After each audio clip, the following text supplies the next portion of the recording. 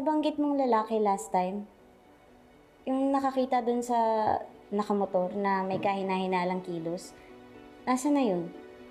Yun nga eh. Bigla na lang hindi ko makontak. Probably natakot. Gusto ko nang mahuli yung totoong kriminal. Pero ano ba namang magagawa ko? Parang mas okay pa noon na limitado yung kilos ko dahil maliit ako eh. Pero nasa labas naman ako. Hindi gaya ngayon.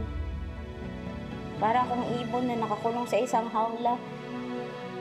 Walang magawa, hindi makaalis.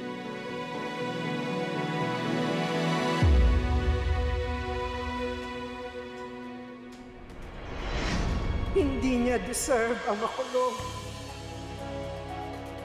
Mabait at may takot sa Diyos si Lynette.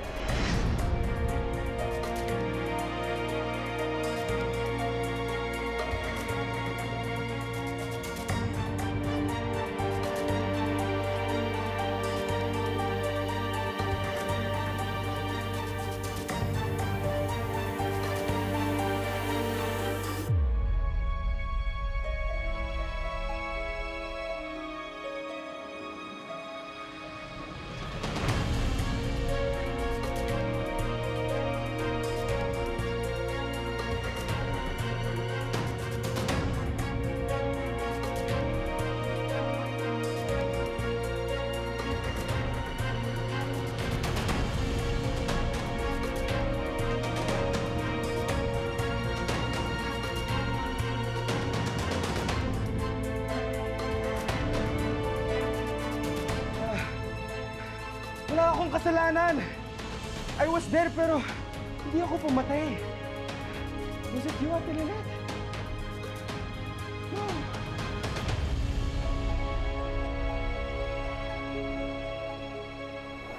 May isang testigo na nag-come forward, Lynette. Nakausap ko sa kanina. At may mahalagang impormasyon siya na maaaring makatulong na linisin ang pangalan mo at mahanap ang totoong killer.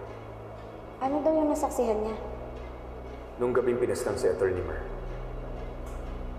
may nakita raw siyang taong kahina-hinalang nakatambay malapit sa bahay ng nanay niya. Isang lalaki daw na nakamotor. Sino ba yung lalaking nakamotor?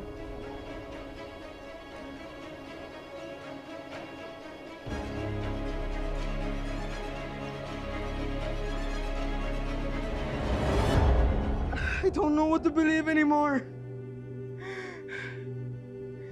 Bakit ikaw yung sinisisi nila?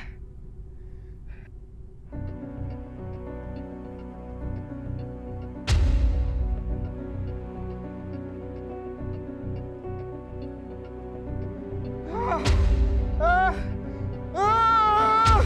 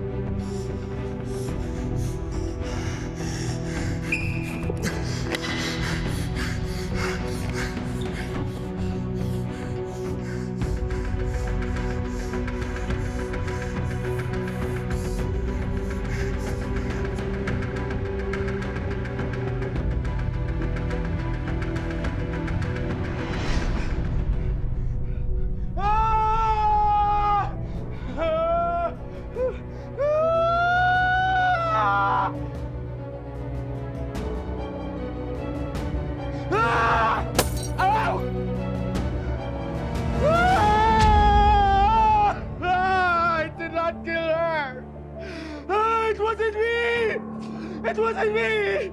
It wasn't you, Ate Lilith! It wasn't me, I swear! I did not kill her! No! It wasn't me, I swear, I promise! Ate Lilith, it wasn't you, I know! Hindi po talaga ako! Wala akong ginawa kay Meredith! Hindi po talaga, I swear! It wasn't you, Ate Lilith! It wasn't me po! It really wasn't me! Ate Lilith, I'm so sorry! Hindi po ako pumatay kay Ate Meredith po! Hindi po talaga! Hindi! It wasn't me! It wasn't you! It wasn't me! It wasn't you!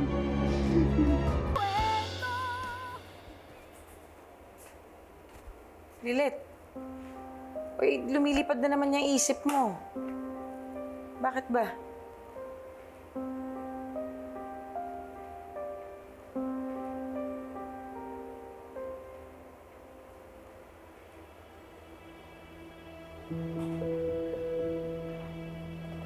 Lalaking nakamotor na nakausap ng male witness na nakausap ni Kurt.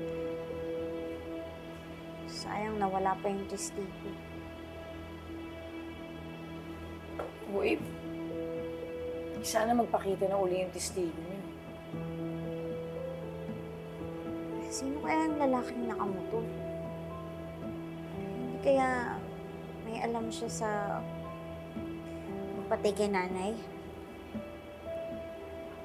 O kaya baka siya yung pumatay kay nanay?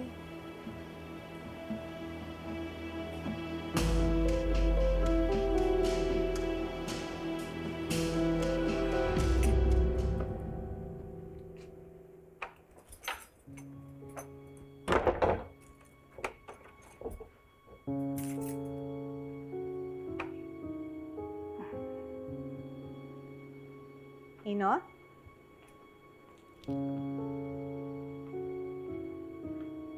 Ino?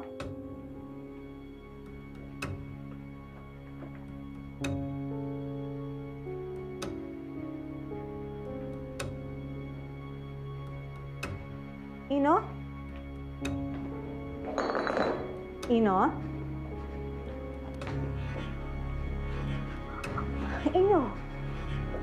Ino? What happened? Mom?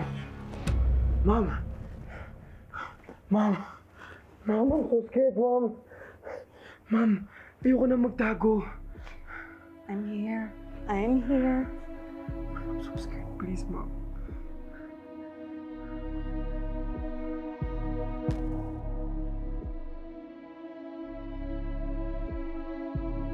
Anak, this is the safest place for you to be in.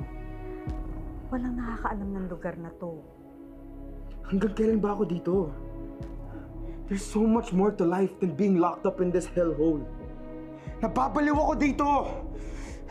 Ano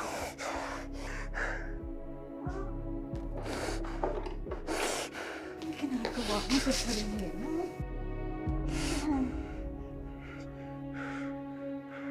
Diba? Napag-usapan na natin to. Alam na ng daddy mo ang lahat at sang-ayon siyang dumito ka muna. Until we are able to fix things. Don't worry. It won't be too long till you're out of here. At huwag kang mag-alala. Hindi magtatagal. Makakalabas ka na dito. Does he think I'm a criminal too?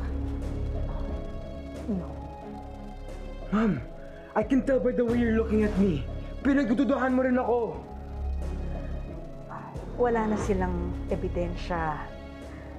Nilinis na natin lahat, di ba? At titigil ang lahat ng investigation kay Lilat dapat. Hindi nga ako gumawa, kaya wala namang dapat linisin. Mom, I wouldn't do that. I still have hopes in James for my future. Hindi naman nagpakitanong ako after my jail time. Sure, I admit, I fooled around with girls. But I did not kill her. I am not a murderer. At lalong-lalo nang imposible si Attorney Lilet ang pumatay. Kaya hindi siya dapat nakakulong ngayon. How do you seem so sure na hindi si Lilat ang gumawa nun? Nang nakita ko patay na si Attorney Meredith, at nung lumabas ako, kararating lang ni Evelyn na yan.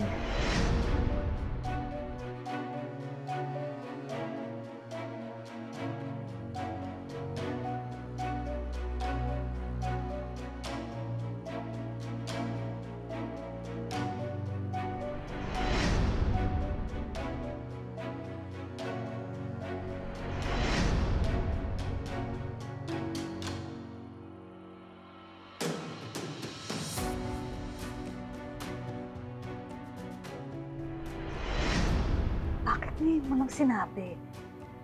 Malay ko ba na gagawing witness si Evelyn at gagamitin pagdiin kay Attorney Lilith? Gaano ka kasigurado na hindi si Lilet ang gumawa? Because I saw Ate Lilith that night! What?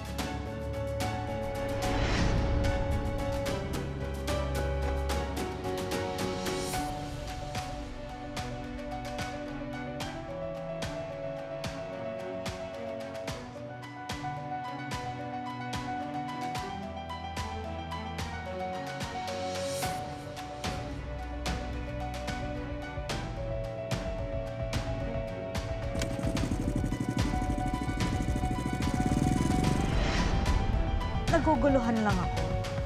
Bakit sinabi nung Evelyn na ang nakita niyong pumatay ay si Lilet? Yun nga yung sinasabi ko, ma'am. Sure na akong tapos na yung krimen nung dumating si Ate Lilith at si Evelyn. Kaya bakit itinuturo ni Evelyn si Ate Lilith? Bakit si Ate Lilith?